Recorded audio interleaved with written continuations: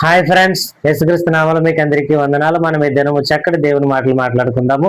మరి స్నేహితులారా, మనం ధ్యానించే వాక్యం ఏంటంటే, స్త్రీలు కనిన వారిలో యోహాను కంటే గొప్ప వ్యక్తి పుట్టలేదని యేసుక్రీస్తు వారు సాక్ష్యం ఇస్తాడండి యోహాను గారి కోసం.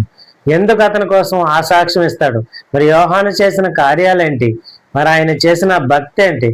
ఆయన వల్ల ఎందుకు యేసుక్రీస్తు వారు అంత పెద్ద స్టేట్మెంట్ ఇస్తారు అనే విషయాల కోసం మనం ధ్యానిద్దాము. స్నేహితులారు, ప్రతి ఒక్కరు ఈ వీడియో లాస్ట్ వరకు చూడండి. మధ్యలో షిఫ్ట్ చేస్తే అర్థం కాదు. ప్రతి ఒక్కరూ వాక్యాన్ని చూసి దేవుని మేలు పొందుకుంటారని ఆశిస్తున్నాను. మీకు ఈ వీడియో నచ్చితే లైక్ చేయండి, షేర్ చేయండి, సబ్స్క్రైబ్ చేసుకోండి. ఈ వీడియో అనేక మందికి మీరు రికమెండ్ అవుతుంది. మీరందరూ లైక్ చేసినప్పుడు స్నేహితులారా, దయచేసి అందరూ లాస్ట్ వరకు చూడండి. మనం ముఖ్యంగా వాక్యం చదువుకుందాము. స్నేహితులారా, మత్తయి సువార్త 11వ అధ్యాయము ఒకసారి తీసినట్లయితే అందరూ మీకు అర్థమవుతుంది. 11వ వచనం ఒకసారి చూడండి. ఒకసారి చూద్దాం స్నేహితులారా, ఎందుకంటే దేవుని మాటలు ధ్యానించుకోవడం గొప్ప ధన్యకరం.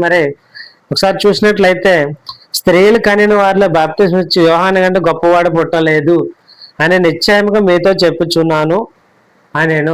స్నేహితులారా, దేవుడు యేసుక్రీస్తు వారు ఎందుకంత గొప్ప సాక్ష్యం ఇచ్చాడని మనం చూసినట్లయితే, ఒకసారి మార్కు సువార్త తీయండి.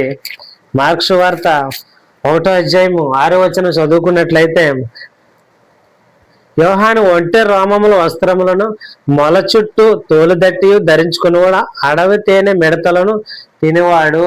స్నేహితులారా, జ్ఞాపకం చేసుకోండి, యేసుక్రీస్తు వారి కంటే 6 నెలలకు ముందు పుడతాడండి యోహాను గారు. పుట్టి యేసుక్రీస్తు వారు వస్తారు. మన పాపాలు నేను మీకు నెలలో బాప్తిసం ఇస్తున్నాను. యేసుక్రీస్తు వారు పరిశుద్ధాత్మలు మీకు బాప్తిసం ఇస్తాడని సాక్ష్యం ఇస్తాడండి. యేసుక్రీస్తు కంటే ముందు వచ్చి సాక్ష్యం ఇస్తాడు. ఇచ్చి తను ఎంచుకున్న ప్రదేశం ఏంటంటే, ఎందుకు అంత గొప్ప సాక్ష్యం యేసుక్రీస్తు వారు ఇస్తారంటే, యోహాను గారు ఎంచుకున్న ప్రదేశం అడవండి. అడవిలో ఉంటాడు. స్నేహితులారు, అడవిలో ఉండి తను తినే ఆహారం ఏంటంటే మిడతలండి. మిడతలు, అడిగితేనే తన వేసుకున్న బట్టలు ఏంటంటే మొల చుట్టూ తోలుదట్టి అండి. తోలుదట్టి, ఒంటె రోమముల తోలుదట్టి వేసుకొని ఉంటాడండి. కానీ మనం ఈ దినాలలో అలాగ ఉంటామండి. అలాగే వేసుకున్న వ్యక్తి ఈ దినాలలో మనం ఉంటున్న ఊరిగాని వస్తే ఆ జనాలందరూ ఎలా చూస్తారండి? మీరే ఆలోచించండి. ఒక పిచ్చివాడిగా చూస్తారండి. కానీ దేవుని హృదయం వేరండి, మన హృదయం వేరండి. దేవుడు చెప్తున్నాడు, దేవుడు హృదయాన్ని చూస్తాడు, మనుషులు పైరూపాలను చూస్తారండి. అందుకే దేవుడు హృదయ రహస్యాలు ఎరిగిన దేవుడండి యేసుక్రీస్తు వారు. హృదయం గురించి మరొక వీడియోలో మనం ధ్యానిద్దాం స్నేహితులారా. హృదయం ఎలాంటిదో, అది ఎంత ఘోరమైన వ్యాధి కలదో, ఎంత చెడ్డదో, ఆ విషయాల కోసం మరొక వీడియోలో ధ్యానిద్దాము స్నేహితులారా. దేవుడు మన హృదయాన్ని గ్రహిస్తాడండి. మనం పైరూపాన్ని లక్ష్య పెడతాం, కానీ దేవుడు హృదయాన్ని గ్రహిస్తాడు.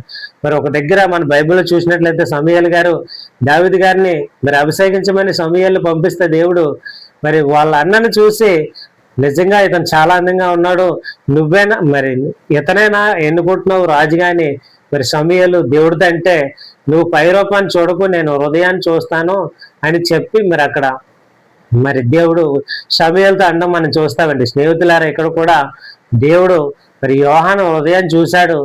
మనము పైరూపాన్ని చూస్తున్నామండి. పైరూపాన్ని చూస్తే యోహాను గారిని ఎవరు లెక్క చేయాలండి. ఈ రోజుల్లో మాత్రం ఎవరు పట్టించుకోరు స్నేహితులారా. కానీ దేవదేవుడు హృదయాన్ని చూసే దేవుడు కాబట్టి, మనలో కూడా దేవదేవుడు మన హృదయం ఎలాగుందో చూసుకోవాలండి. మంచిగా ఉందా, చెడుగా ఉందా, హృదయ తలంపులు కానీ, హృదయ ఆలోచనలు కానీ మనం జ్ఞాపకం చేసుకోవాలి స్నేహితులారా.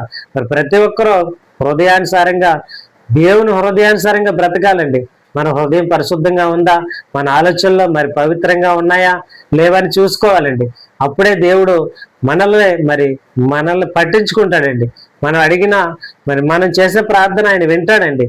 మనకి సమీపముగా ఉంటాడు. ఎందుకంటే మనము దేవుని హృదయాన్ని గ్రహించే వారం అయితే, ఆయన హృదయం ఏంటంటే సమస్త ప్రజలకి సువార్త ప్రకటించండి, మీరు ఎవరికి కీడు తలపెట్టొద్దు, నిన్నవలని పరుగువారిని ప్రేమించండి, ఎడతెగక ప్రార్థన చేయండి, దివారాత్రం ధర్మశాస్త్రం చదవండి అనే ఆజ్ఞలు ఉన్నాయండి. ఇలాంటి ఎన్నో ఆజ్ఞలు ఉన్నాయి. స్నేహితులారా, మనము మన హృదయం ఎలా ఉంది? మరి మన హృదయం యోహాను హృదయం లాగా మన హృదయం కూడా దేవుడు లెక్క చేస్తున్నాడా లేదా? మరి మన హృదయము ఈ లోకానుసారంగా ఉందా, దైవానుసారంగా ఉందా? మరి మన హృదయం ఎల్లప్పుడూ ఈ లోక మరి ప్రలోభాల మీద ఉందా, దైవ కార్యం మీద ఉందా అనేది జ్ఞాపకం చేసుకోవాలి స్నేహితులారా. ప్రతి ఒక్కరూ జ్ఞాపకం చేసుకోవాలి. వీడియో ప్రతి ఒక్కరూ మరి చూడండి, చూసి దేవుని మేలులు పొందుకోండి. మరి ఇక్కడి నుంచి అయినా మీ హృదయము దేవునికి దూరంగా ఉందా, దగ్గరగా ఉందా అని చూసుకోండి. దేవుడు హృదయాన్ని గ్రహిస్తాడండి, హృదయ తలంపులు ఎరుగుతాడు అని. మరి కాబట్టి మనము దేవుడు ఆలోచనలు ఏంటి, దేవుడు తలంపులేంటి అని మనం గుర్తు చేసుకొని దేవునికి ఇష్టానుసారులుగా మనం బ్రతకాలి స్నేహితులారా. అప్పుడే మనలో కూడా యోహాను గారికి ఎంత పెద్ద మరి గొప్ప బిరుదు ఇస్తాడో మనకు కూడా దేవుడు అలా ఇస్తాడండి. ఎందుకంటే ఎవరికి దేవుడు పక్షపాతి కాదు. నీకు ఒకలాగా, నాకు ఒకలాగా, వేరొకరికి ఒకలాగా, ఇంకొకరు ఒకలాగా తీర్పు తీర్చే దేవుడు కాదండి. అందరినీ ఒకే కర్రతో కొట్టే దేవుడు. ఎవరు మరి ఎక్కువగా భక్తి చేస్తారో, ఎవరు ఎక్కువగా దేవుని మాట వింటారో వాళ్ళ ప్రార్థన కూడా దేవుడు ఖచ్చితంగా వింటాడండి. విని వారికి ప్రత్యుత్తరం ఇస్తాడు. స్నేహితులారా, మనము మరి జ్ఞాపకం చేసుకుని ప్రతి ఒక్కరూ మరి యోహాను గారి వల్ల గొప్ప వ్యక్తులు అవుదామా లేదా అనేది జ్ఞాపకం చేసుకొని, మరి యోహాను గారు సువార్త అడవిలో చాటుతాడండి. అనేక మరి 100 మందికి బాప్తిసం ఇస్తాడండి ఆనాటి యూదులకి. స్నేహితులారా, మరి జ్ఞాపకం చేసుకోండి. మరి అతను తినే తిండి మనకి ఎవరికి నచ్చదండి. అతను వేసుకునే బట్టలు ఈ మరి ఈ జనరేషన్ వాళ్ళకి మరి నచ్చదు స్నేహితులారా. కానీ దేవదేవుడు మరి తను మరి అంత గొప్ప సాక్ష్యం ఇచ్చాడంటే మరి సమస్తం విడిచిపెట్టేసి మరి అడవిలోకి వెళ్ళిపోయి దేవుని వార్త చెప్తాడండి, సాడతాడు, అనేక మందికి చెప్తాడు. మరి మారు మనసు పొందండి, మరి మారు మనసు పొందితేనే దేవునికి రాజ్యంలో ప్రవేశిస్తారు అని ప్రతి ఒక్కరు సాక్ష్యం ఇస్తాడండి. యేసుక్రీస్తు కంటే ముందు వచ్చి మరి యేసుక్రీస్తు వారు వస్తారని ముందుగా చెప్పే వ్యక్తి అండి యోహాను గారు. స్నేహితులారా, ప్రతి ఒక్కరిని జ్ఞాపకం చేసుకోండి. మనకి ఈ లోకం శాశ్వతం కాదండి, దేవుడే శాశ్వతం. దేవుడిచ్చే జీవితమే శాశ్వతం, కానీ ఈ లోకం కానీ ఈ లోకంలో ఉన్నవి ఏవి శాశ్వతం కాదు. స్నేహితులారా, ప్రతి ఒక్కరు జ్ఞాపకం చేసుకోండి. మరి మనము యోహాను గారి వలె గొప్ప వ్యక్తులు అవుదామా లేదా అనే విషయాలు జ్ఞాపకం చేసుకోండి. మరి స్నేహితులారా, మరి మార్కు సువార్త చదవండి, మత్తయి సువార్త చదవండి. యోహాను గారి కోసం యోహాను సువార్త, లోక సువార్తలో ఒకటి ప్రస్తావించబడి ఉంటుంది. మరి మనం చూసినట్లయితే ఆయన అడవిలో ఉండి మరి అనేక మందికి బాప్తిస్మాలు ఇచ్చి మరి సువార్త చాటుతాడండి. మరి దేవుడు మరి ఆజ్ఞలు ఆయన పాటించాడు కాబట్టి మరి దేవుడు ఆయనను ఎన్నుకొని ఆయన గొప్ప వ్యక్తిగా మరి తీర్చిదిద్దాడు. కాబట్టి స్నేహితులారా, ప్రతి ఒక్కరిని జ్ఞాపకం చేసుకోండి. మనము యోహాను గారి వల్లే దేవుని ద్వారా మనము గొప్ప వ్యక్తులు అవుదామా లేదా అనేది మీ చేతుల్లో ఉందండి. దేవుడు మనల్లో స్వేచ్ఛాపరులుగా పుట్టించాడు, కానీ మరమనుషులుగా పుట్టించలేదు. స్నేహితులారా, మరి నరకం పరలోకం నీ చేతిలోనే ఉంది. మరి ఏ మార్గానికి వెళ్ళాలో అది నువ్వే డిసైడ్ చేసుకో. మరి ప్రియమైన సహోదరులారా, మీరు డిసైడ్ చేసుకొని మరి వాక్యాన్ని పాటించాలా లేదా, దేవునికి ఇష్టలుగా ఉందామా లేదా, యోహాను గారి వలె మరి దేవుని ద్వారా పొగడబడాలంటే గొప్ప వ్యక్తులుగా అవుదామా లేదా అనేది మీ చేతుల్లోనే ఉంది. మరి మంచివారిగా మారాలన్నా మీ చేతిలో ఉంది, మరి చెడ్డవారిగా మారాలన్నా మీ చేతిలోనే ఉంది. స్నేహితులారా, దేవుడు గొప్ప దైవ గ్రంథాన్ని మీకు ఇచ్చాడు. మరి ఆ గ్రంథాన్ని మరి చదివి దేవుని మేలులు పొందుకోండి, దేవునికి ఇష్టలుగా బ్రతకండి. అప్పుడు దేవుడి ద్వారా మనం పొగడబడతాము. మరి ఈయన చరిత్రలో నిలిచాడు. మనము దేవుని మాట విన్నవారమైతే, దేవుని ప్రకారంగా నడిచిన వారమైతే మరి మనలో కూడా దేవుడు స్థిరులుగా ఉంచుతాడు. మరి ఇలాంటి మేలులు మీరన్నీ ఎన్నో పొందుకోవాలని ఆశిస్తూ ఈ వాక్యం అందరి హృదయాల్లో దేవుడు ఆశీర్వదించాలని కోరుకుంటున్నాను. స్నేహితులారా, దయచేసి మీకు నచ్చినట్లయితే ఈ వాక్యాన్ని లైక్ చేయండి, షేర్ చేయండి, సబ్స్క్రైబ్ చేయండి.